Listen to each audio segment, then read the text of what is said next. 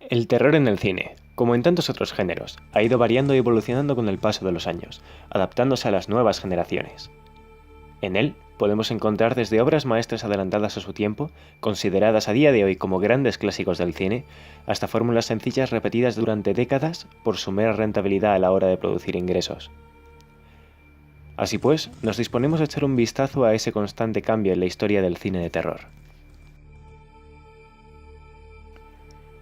Para descubrir los orígenes de este género, debemos remontarnos a 1896, cuando el cineasta Georges Méliès, también conocido como el padre de los efectos especiales, produjo y dirigió la que a día de hoy está considerada como la primera película de terror de la historia.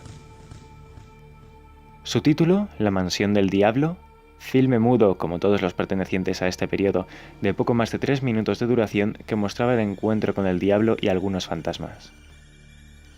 No obstante, el tono de esta película se acercaba más a la pantomima teatral que al terror, y no sería hasta 1910 que estrenarían la primera adaptación cinematográfica de una novela de terror, más concretamente Frankenstein, de Mary Shelley, la cual poseía una atmósfera mucho más perturbadora.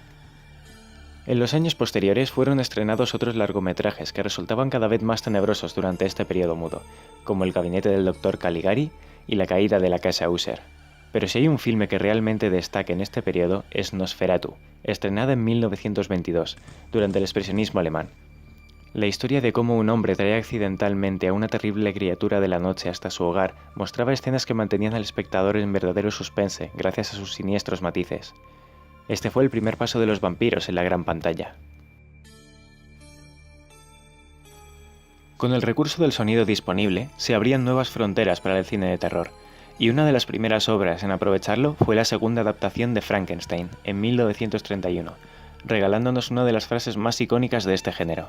It's alive. Oh, it's alive.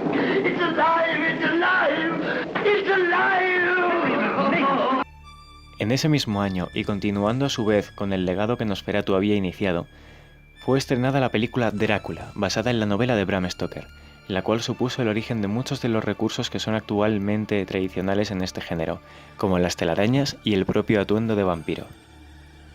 Otro de los grandes clásicos de esta época fue El hombre lobo, en 1941, un largometraje que aterró al público de su época y que inspiró a tantos otros en la posteridad.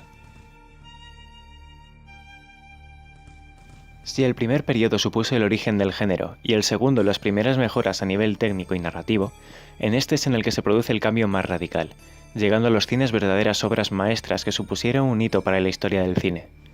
Otra novedad es que la mayoría de estos nuevos largometrajes eran totalmente originales, es decir, no estaban adaptando ninguna novela de terror.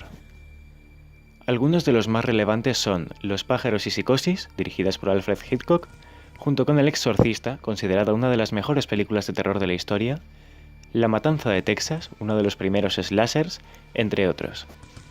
Antes de pasar al último periodo, es necesaria una mención a La noche de los muertos vivientes, la cual supuso el origen del concepto de zombie tal y como lo conocemos hoy.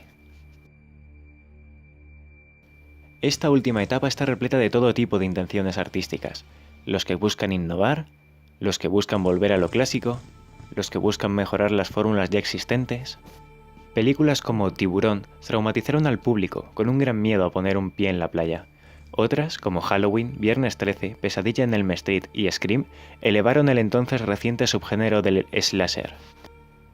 Algunas producciones decidieron dejar atrás su gusto por la sangre y se centraron en generar un mayor suspense. Otras optaron por jugar con la psicología del espectador, como ¿Quién puede matar a un niño?, un filme español que cuestiona los límites de la moral de quienes lo ven.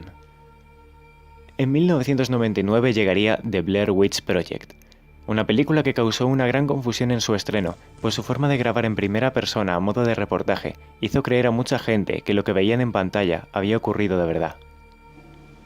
Esta fórmula fue repetida posteriormente por películas como REC, considerada una de las mejores películas del cine de terror español, que consistían en ver los hechos a través de una grabación en primera persona de lo que ocurre en la historia, con la intención de que el espectador se sienta incluso más metido en la trama. Películas como Alien, El octavo pasajero y The Ring propiciaron un gran interés por las películas en las que apareciesen monstruos, alienígenas o fantasmas, o a veces un poco de cada. Cabe destacar que, actualmente, predominan los remakes modernos de filmes más antiguos y las películas que experimentan con nuevas formas de causar miedo. En definitiva, es apreciable lo mucho que ha cambiado el cine de terror desde sus inicios, y es gracias al visionario trabajo de directores, guionistas y demás que este género haya podido evolucionar como lo ha hecho. Ahora solo nos queda esperar a ver con qué más nos sorprenderán en el futuro. Here's Johnny!